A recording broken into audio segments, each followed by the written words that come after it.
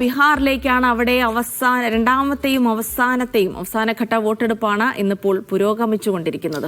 Polling തുടങ്ങിയ 1 മണിക്കൂറും 20 മിനിറ്റും പിന്നിടുമ്പോൾ എത്ര കണ്ട ആവേശം അവിടെ വോട്ടർമാരിലുണ്ട് എന്നതാണ് നമ്മൾ പരിശോധിക്കുന്നത്.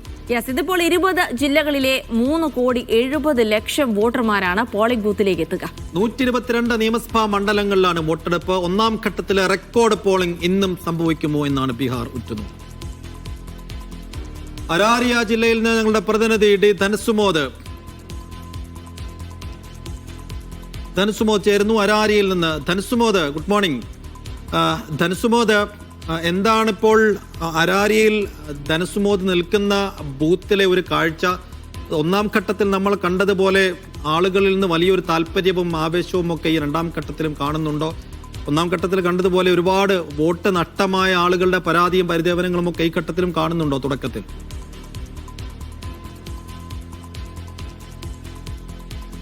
ഇപ്പോൾ നേപ്പാളുമായി അതിർത്തി പങ്കിടുന്ന അരാരി ജില്ലയിലാണ് നമ്മളിപ്പോൾ നിൽക്കുന്നത്. ഇവിടെ ഈ രാവിലെ 7 മണിക്ക് ആരംഭിച്ച പോളിംഗ് മന്ദഗതിയിൽ തന്നെയാണ് തുടങ്ങിയിരിക്കുന്നത്. പക്ഷേ ഇപ്പോൾ കുറേ കൂടി ആളുകൾ ഇപ്പോൾ ഇങ്ങോട്ട് എത്തിയിട്ടുണ്ട്. പക്ഷേ എങ്കിലും ഒരു പ്രതീക്ഷിച്ച പോലെ ഒരു പോളിംഗ് ശതമാനം ഉയരുന്നില്ല ആദ്യഘട്ടത്തിൽ. പക്ഷേ കഴിഞ്ഞ തവണയും ഇങ്ങനെ തന്നെയായിരുന്നു. ഒരു 9 മണിയോടുകൂടി തന്നെയാണ് പോളിംഗ് ഒരു ശക്തമായ രീതിയിലേക്ക് ആളുകൾ പല സ്ഥലത്തു നിന്നും എത്തിത്തുടങ്ങിയത്. പക്ഷേ അതിനുശേഷം പിന്നെ 11 മണിക്കോടെ പോളിംഗ് കുതിച്ചുയർന്നൊരു കാഴ്ചയായിരുന്നു കണ്ടത്. കഴിഞ്ഞ തവണയുള്ള ഇതിനേക്കാളും ഇത്തവണ ഉണ്ടാകുന്നൊരു പ്രത്യേകത എന്ന് പറഞ്ഞാൽ ഇവിടെ 1165 പുരുഷന്മാരും 136 സ്ത്രീകളും ഉൾപ്പെടെ 1302 സ്ഥാനാർത്ഥികളാണ് മത്സരിക്കുന്നത്. 15 സീറ്റുകൾ 3000-ൽ താഴെയും 3 ഇടത്ത് 1000-ൽ താഴെയും ഭൂരിപക്ഷത്തിലാണ് ഇവിടെ ജയിച്ചത്. അതുകൊണ്ട് തന്നെ ഏറ്റവും നിർണായകമായിട്ടുള്ള ഒരു വോട്ടെടുപ്പാണ് നടത്തിയത്. കഴിഞ്ഞ തവണ തന്നെ RJD ഒറ്റ കക്ഷിയായിട്ട് ജയിച്ചതാണ്.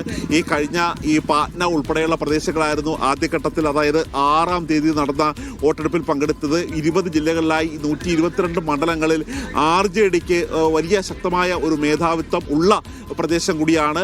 അതുകൊണ്ട് തന്നെയാണ് അതായത് 12 വോട്ടുകൾക്കാണ് ഒരു സ്ഥാനാർത്ഥി കഴിഞ്ഞ തവണ ഈ മേഖലയിൽ ജയിച്ചത്. വേറൊരു സ്ഥാനാർത്ഥി 416 വോട്ടിന്, മറ്റൊരു സ്ഥാനാർത്ഥി 462 വോട്ടിന്. അങ്ങനെ അതായത് ഒരു ബൂത്തിൽ ഒരു വോട്ട് ചെയ്യാതെ പോയാൽ, അല്ലെങ്കിൽ ഒരു വോട്ട് കട്ട് ചെയ്താൽ പോലും ഒരു പരാജയങ്ങളെ നിശ്ചയിക്കുന്ന രീതിയിലേക്ക് കാര്യങ്ങൾ എത്തിച്ചേരുന്ന ഒരു ബൂത്തുകളാണ് ഈ അരാരി, കിഷൻഗഞ്ച് തുടങ്ങിയ മേഖലകളുള്ളത്. ന്യൂനപക്ഷങ്ങൾ തിങ്ങിപ്പാർക്കുന്ന മേഖലകളാണ് പൂർണിയ, കിഷൻഗഞ്ച് തുടങ്ങിയ മേഖലകൾ ഉള്ളത്. അതുകൊണ്ട് തന്നെ ഈ മേഖലയിലെ വോട്ടിംഗ് വളരെ നിർണായകമായി തന്നെയാണ് രാഷ്ട്രീയ പാർട്ടികൾ വിലയിരുത്തുന്നത്.